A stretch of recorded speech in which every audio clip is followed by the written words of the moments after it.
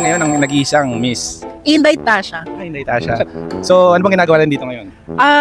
Naghahanap ako ng love life kasi darating na po ang Valentine's Day. So baka naman. Baka kami lagay nyo lang sa comment section, baka kami mag-apply. So, single pala? Yeah, single po.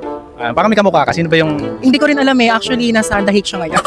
outfit mo? Pwede ba describe mo? Ano po, ito po. Ballroom ka ba? Hindi, ano po ako ngayon? Isa po akong culture. So ito po ay gawa po ng isang ating napakagaling na mangtatahi. Ito po ay gawa ni Limuel Dizon. Akala ko si Mang Katahi.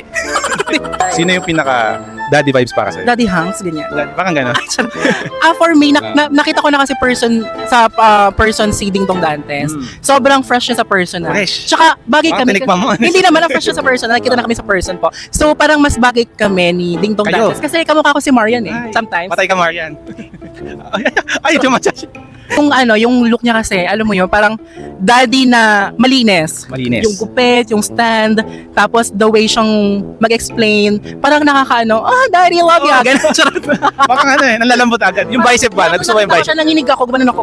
Gusto mo ba yung nananakal? Gano'n? Hindi naman, gusto ko yung yung Yung sa leeg, yung pagkahag tawag niya. ni headlock. Yung headlock. Tapos sabay ibabagsak na gano'n. Ay, ano ba yan? Ang sarap Ang na. pinaka inaantay na lahat. Ano bang body preference ng isang Inday?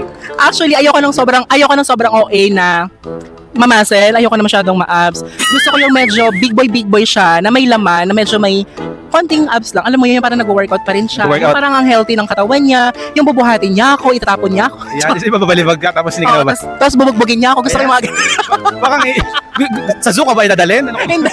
Gusto mo dalhin sa zoo? Okay. Pili ka sa apat, yung tone, dad bod, skinny at rip. Saan dyan yung pinaka nalamot ka? Depende sa mood eh. Sa mood. Pag sa gabi gusto mo yung... Sa gabi gusto ko yung dead body kasi masarap silang kayakap. Tapos pagka parang carry yung pinagpipilian ko yung tone at saka skinny kasi parang malaki Tay. sa dalawa. Ano malas? Ay, sorry! Bakit? Ayan, Bakit?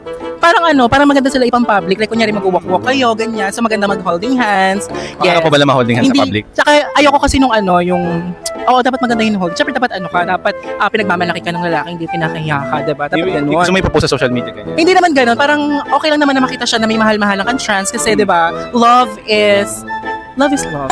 Kailan ba si Andrea Brown at si Liza? Kailan mo? Yes, kilala ko sila. Personal ba yan? Nakita mo na ba? Nakita ko na. Sige. Yung parang dark brown ako. Andrea dark brown. Sige. So, sa dalawa, may papipiliin lang kita. Sino bang pinaka mas malakas ang karisma o dating para sa'yo? Hindi kasi ang hirap eh, kasi parang Hirap, sa wig oo. ko eh. Alam Ang mo hirap yun? talaga. Kung si Andrea Brown is medyo hawig ko, ako naman si Andrea. Black. Hindi Hindi, naman. Andrea dark brown. Dark brown. Yan. Si Ibang Lisa variant. Soberano naman, parang ako kasi may pagka Liza Liz, alam mo yon, yung pamatay kuto. Baka overrated na siya eh. Mas Hindi. maganda pa siya kay Liza. Si Liza Soberano for me kasi matagal ko na siyang hinahangaan kasi nakikita ko yung sarili ko sa kanya.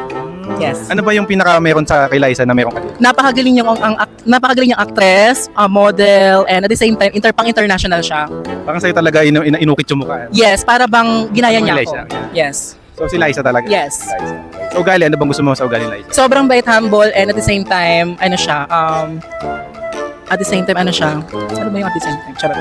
Authentic yan. Yes, napaka niya, foot on the ground. Foot on the ground.